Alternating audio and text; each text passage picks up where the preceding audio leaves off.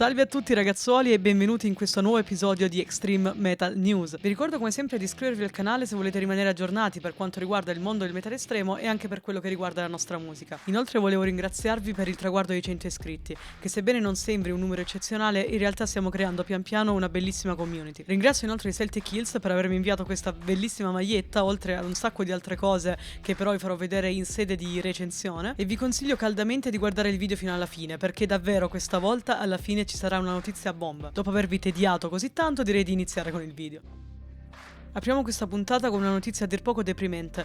Ozzy Osbourne ha cancellato il tour europeo e britannico che era in programma di fare. Come tutti voi saprete, Ozzy ha avuto un incidente 4 anni fa alla colonna vertebrale e per questo, anche se numerosissimi medici hanno cercato di curarlo, non si sente in grado di affrontare dei concerti. Questo vuol dire che Ozzy non farà né tour né concerti, almeno non nel breve periodo, e speriamo vivamente che la situazione possa evolversi nel migliore dei modi.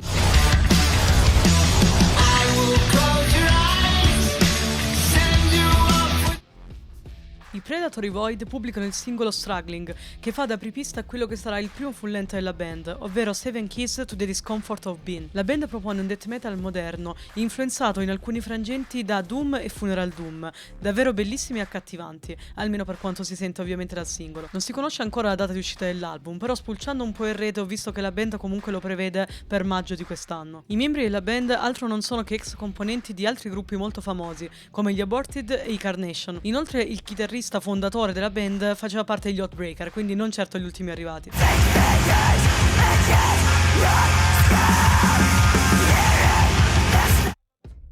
Dopo più di 10 anni d'attesa, finalmente gli Austere rilasciano un nuovo brano chiamato Sullen, che fa da apripista al nuovo album Corrosion of the Arts, in uscita il 28 aprile per la Prophecy Productions. Gli Austere sono una band depressive black metal di cui sono una grandissima fan, e infatti appena saputo la notizia non stavo più nella pelle. Ascoltando il singolo si sente che ci sono dei cambiamenti all'interno del gruppo. Questo ovviamente è dovuto alla crescita personale dei due ragazzi australiani. Più nello scream che in altro, se devo essere sincera. Comunque speriamo in bene, ovviamente link in descrizione al pre-order.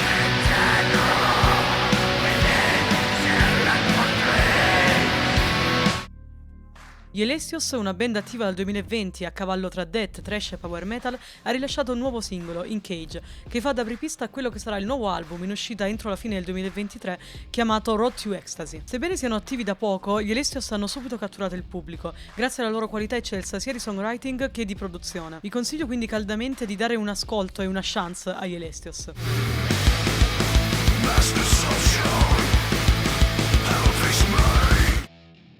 Una band americana, Ara Subversior, esordisce con il suo full length Vow of Domination, in uscita il 23 febbraio. La band è dedita ad un black metal nudo e crudo, molto veloce e potente, alternato però da alcune parti atmosferiche create da synth e tastiere. Con questo nuovo lavoro gli Ara vanno ad unirsi a quella branchia del black metal americano tipica di gruppi come gli Judas Iscariot ad esempio, o quelli più famosi come gli Apsu e compagnia bella. Potete ascoltare il brano Final Justice su Bandcamp e decidere poi di preordinare l'album in formato digitale solamente per ora, oppure ascoltare l'intero album in streaming sul canale di Black Metal Promotion.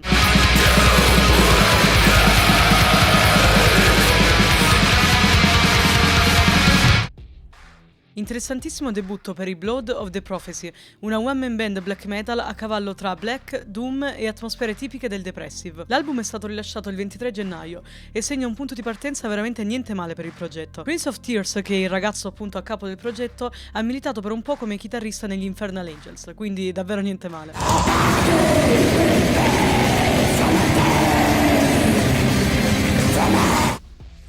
Una one-man band chiamata Chaos Luciferi, a cavallo tra dark ambient, black metal e dungeon synth, ha rilasciato uno split insieme a Cry in Forest, ovvero Danza tra le antiche rocce, previsto per il 14 febbraio. Si tratta di due progetti veramente particolari che vi consiglio caldamente di ascoltare.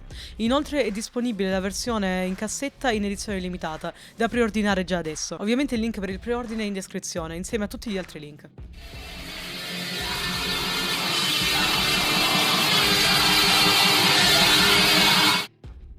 Un nuovissimo progetto chiamato Corpo di Guardia esordisce per la Frozen Woods Record con l'album The Italia. Si tratta di un progetto raw black metal nell'accezione più moderna del termine, quindi sì grezzo ma comunque decisamente ascoltabile, che riprende dei fatti storici italiani realmente accaduti. È un album veramente bellissimo che mi ha conquistato al primo ascolto e vi consiglio caldamente di ascoltarlo. Tra l'altro è disponibile il pre-order sia per la versione cassetta che per la versione CD.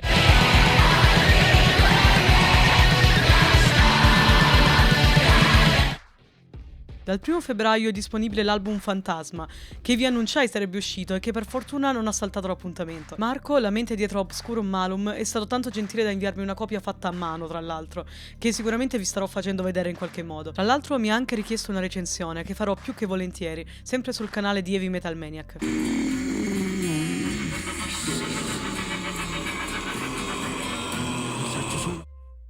Continuiamo con un progetto che chi segue questa rubrica conoscerà sicuramente, ovvero Necrotitus, che ha rilasciato il 21 gennaio un altro fantastico album chiamato Sogno di un suicida. Quest'album di puro depressive black metal non è sicuramente di facile ascolto, così come non lo è tutta la discografia di Necrotitus, a partire dalla fase depressive, ma se vi trovate nel mood giusto sicuramente saprà stupirvi.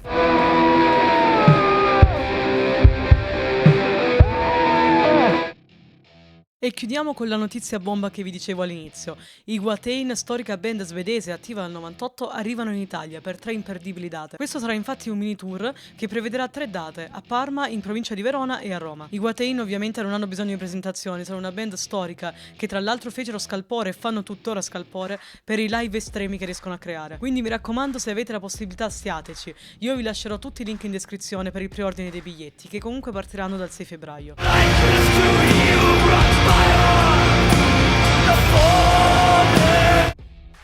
Io vi ringrazio per aver seguito questa puntata, vi ricordo ancora una volta di iscrivervi, di commentare e di lasciare un mi piace se vi è piaciuto il video. In ogni caso ci vediamo la settimana prossima.